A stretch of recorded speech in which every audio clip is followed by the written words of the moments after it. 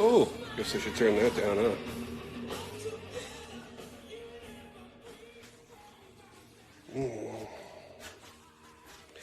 See if we get anybody in here, and then we'll talk about a few knife-making things. Oh, there's a couple people popping in already. Hey, guys.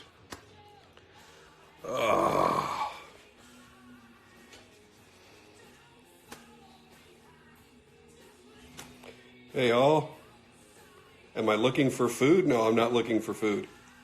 You gotta love autocorrect, don't you? Hey, guys. I figured I'd do a quick little live video and tackle a subject that seems to be really controversial, and it's usually only controversial among people that don't make knives or don't understand how knives are made, and that's using CNC, using waterjet, and how much of a purist you want to be. If you want to be 100%er or this or that.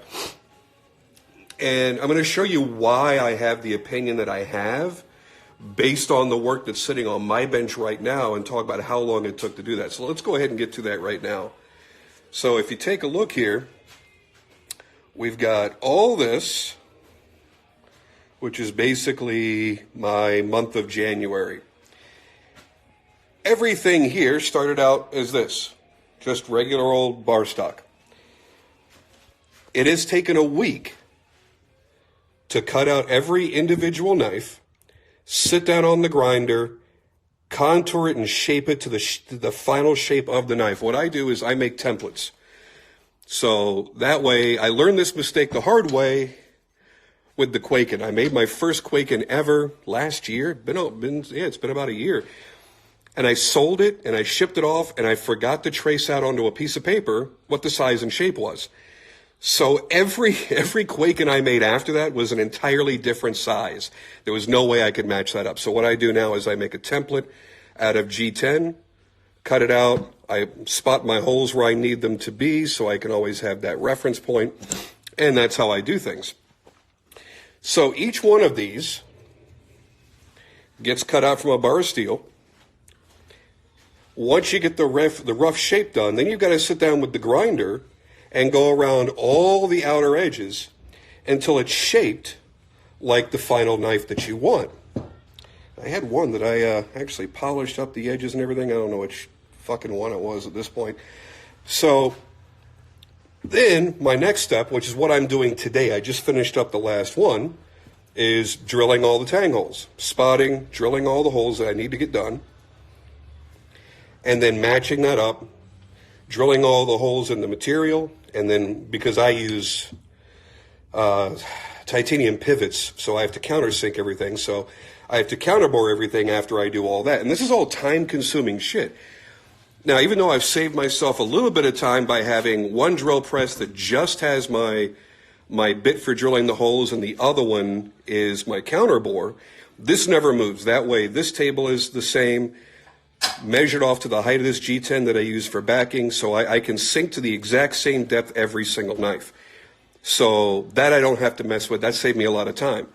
But still going between 3/16, quarter inch, and for each one, I've got drills that I use for steel. I don't want to use those for carbon fiber and everything else because it dulls them out faster, and then, well, next thing you know, I can't drill steel. So I'm always having to change it back and forth among the other two. So it's all day long. What time is it now? It's 3:30. My day today has been nothing but drilling holes. That's it. Now, what you're seeing here, aside from this one, because I had already done most of the work on this a few months ago and it's just been sitting here, and same goes for this in Damasteel. Everything else sitting here had to be cut from the bar stock, shaped down, and here's one that's still very rough. I haven't taken this to the grinder or anything, so it still looks very, very rough. It doesn't look nearly as defined as this. All this work right here is a week. Now, I want you to think about this. A week's worth of time just to make things in the random shape of a knife.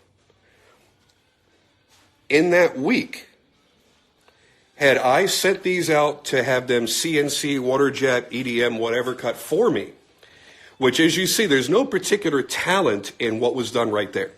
That was tracing it off a template and grinding it down to its shape, and that's it. It's grunt work. It's not particularly artistic talent. I could send out bars of steel, have that CNC cut, have it waterjet, whatever, and save myself an entire week. So what you would get back after that week is the shape of a knife, just like what you see on the table right here, that then you can start doing all of the real work on. So when you hear somebody bitch, oh, this guy has his stuff CNC cut or waterjet or laser or whatever they do, and it's not a real custom knife. It's every bit the same a custom knife.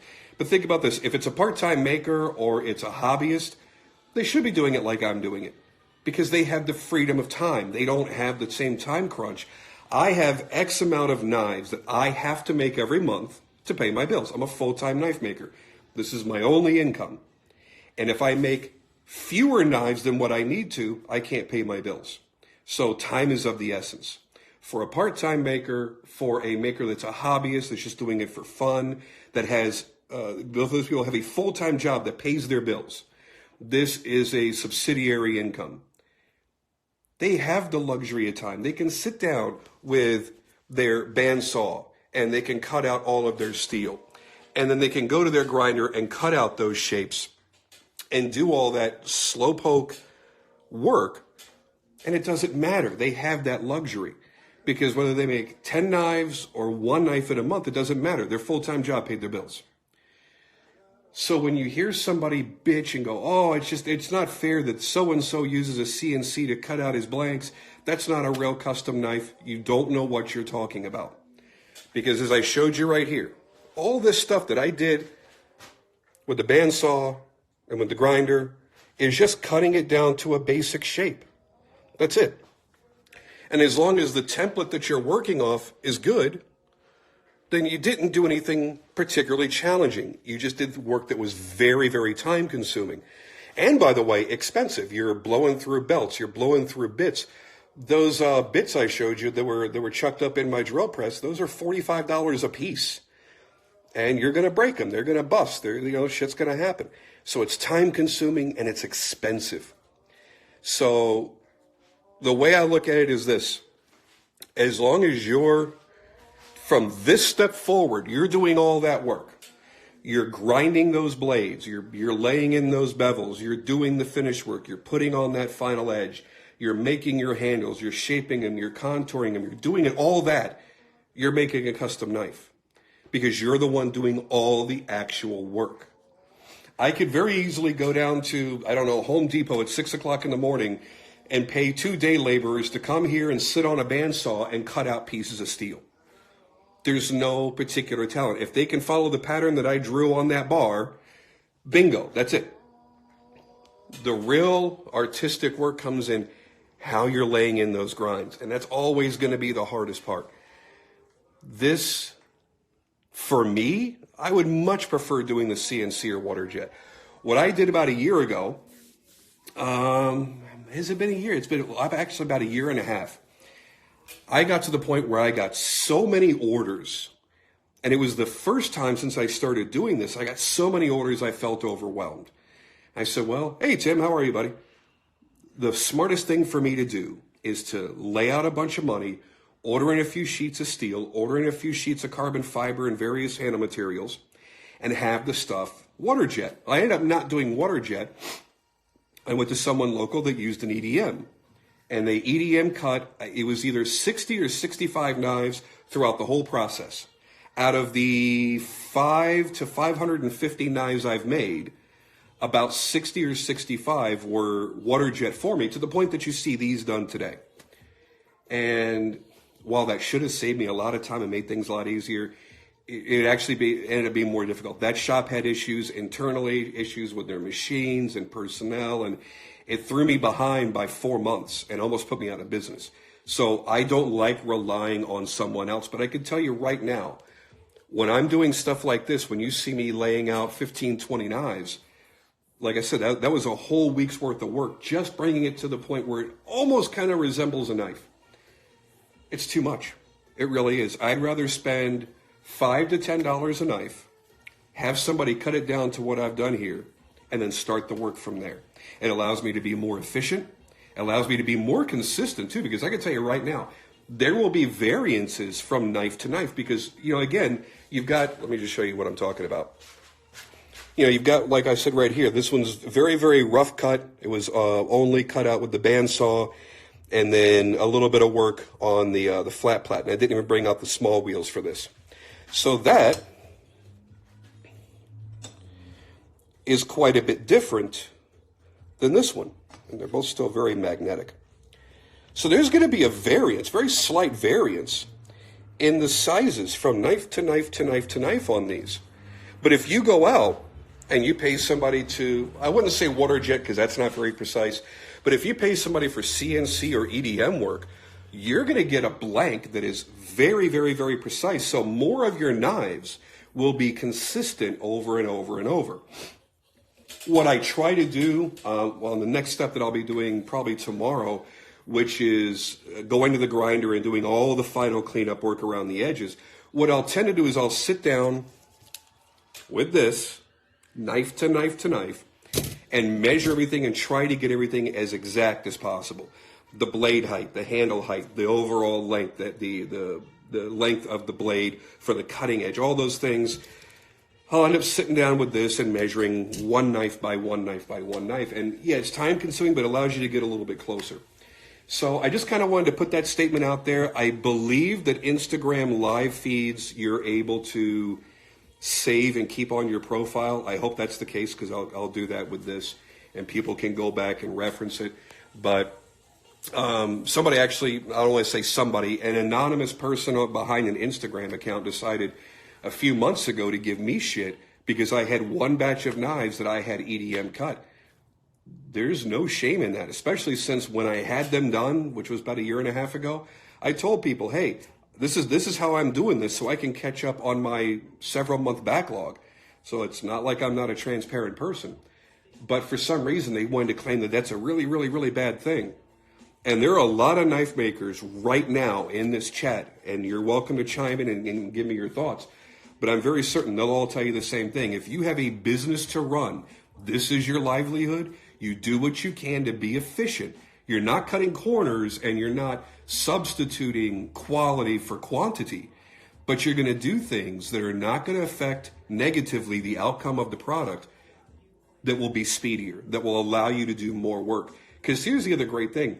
The less time I spend on the grunt work like this, the more time I can spend on the final finishing and make a better quality knife overall. So that's pretty much my thoughts on it. I kind of wanted to just go live while I was sitting out here and doing the work and showing you guys some of the progress and what we actually go through as we're doing it. So anyway, I'll read some of your comments. Working smarter is how, yeah, exactly. You're working smarter, not harder. Exactly. And who gives a damn about how the blank was cut? So that's what I don't get. There are so many people, they have nothing else to bitch about. And they themselves don't make knives. So they can pick apart anything they want to.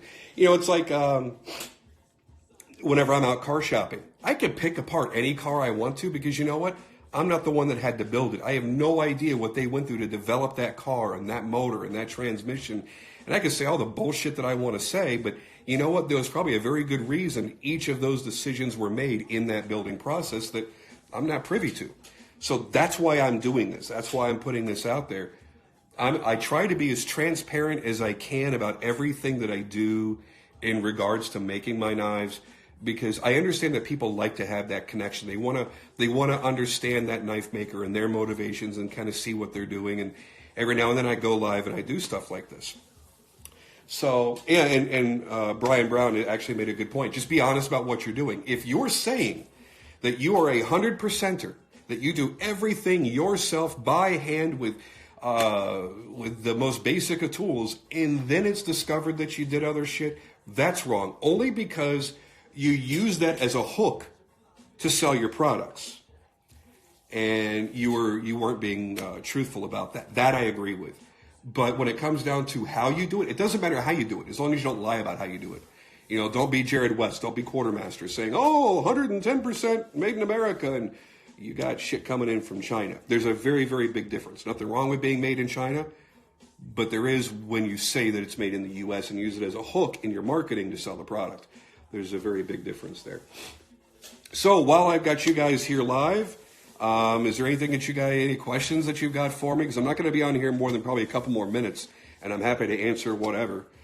Shop tour sometime soon. God, you know, I want to, but number one, the shop is in such a state of disarray. If you look around, I mean, that's kind of like my prep table. I just added that little guy right there because I got tired of dulling out my blades on carbon fiber on my bandsaw. So I bought that just to cut handle material. Normally I don't keep the motorcycle in here, but I'm not throwing a lot of dust today. You know, so I've got another bench grinder down there, my buffer, my sandblasting cabinet.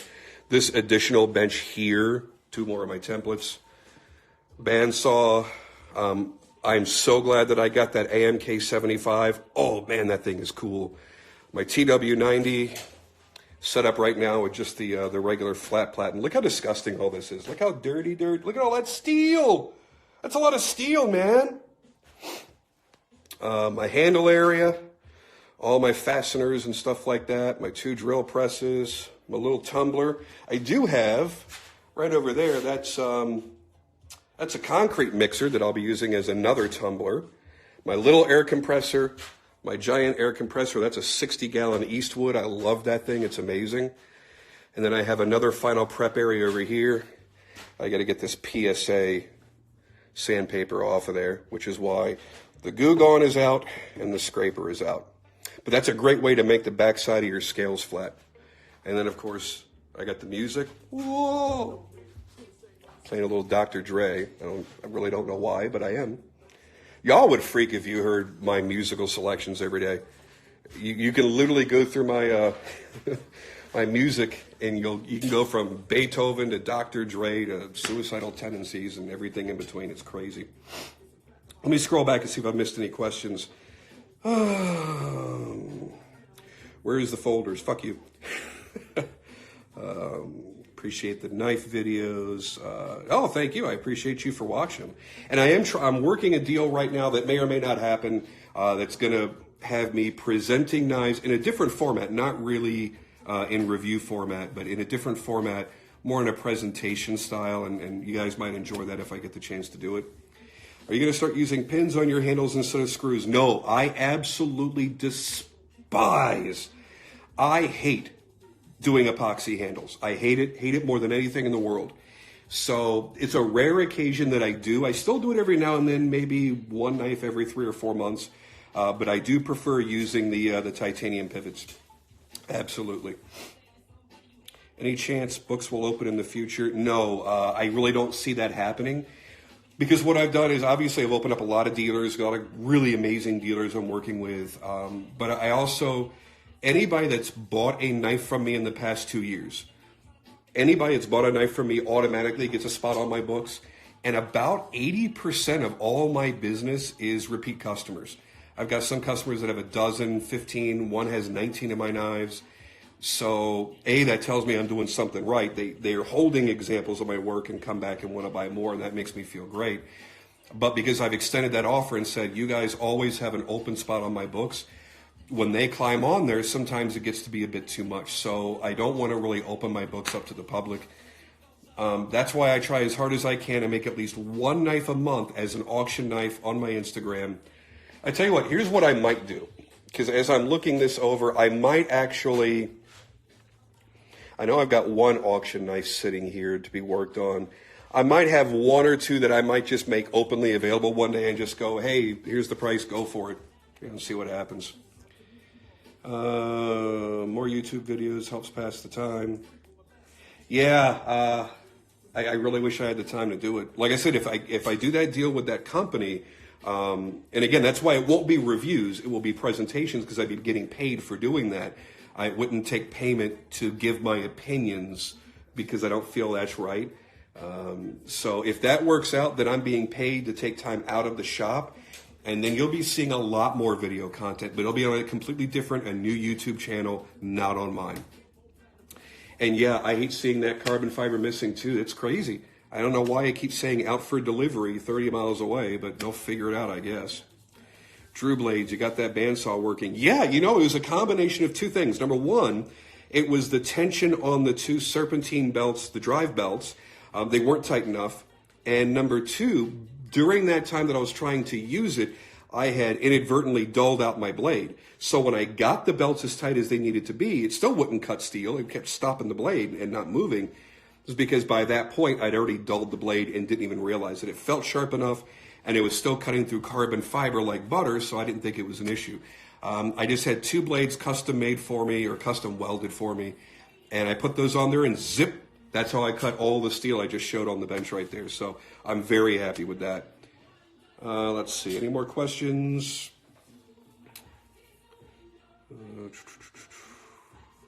Hey, Timascus, how are you? Boy, a lot of people hopped in here. Thanks, guys. I appreciate that. So yeah, I guess that's pretty much it. I kind of wanted to get that out there.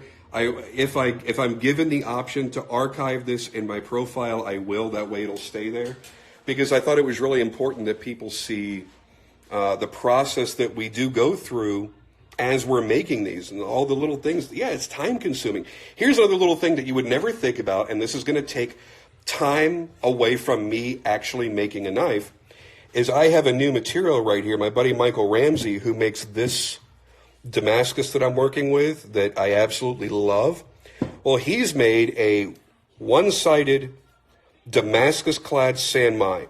Now, I personally have never heard of a one-sided sanmai. So I have no idea what it's going to look like once it's ground. I don't know where the core is. I don't see the core as I'm cleaning up the edges. I don't know where any of it is. So I have to take these little bit pieces. I have to do a test grind on it, and I have to do a test etch. Because what I also don't know is, on the other side that isn't clad in Damascus, the steel that's in there, is that going to etch dark, or is it going to etch bright with ferric? I have no idea. Or, I mean, should I be doing ferric, or should I be doing, muriatic? I don't know. So I have to take a day and just work on a little piece here to know what to do with these so I don't ruin them when I go to make them. Now, this one is actually a custom I'm making for him. That's why he sent me the bar. He asked for a Hellraiser that's bigger than a typical Hellraiser, and he wanted an open area back here with a glass breaker and a lanyard hole and all kinds of neat stuff. So that one's going to be a lot of fun to do. So, yeah, it's little stuff like that. That's going to cost me probably a half a day's worth of work just so I don't screw up 5 knives. It's crazy, it's goofy, it's weird, man. Am I going to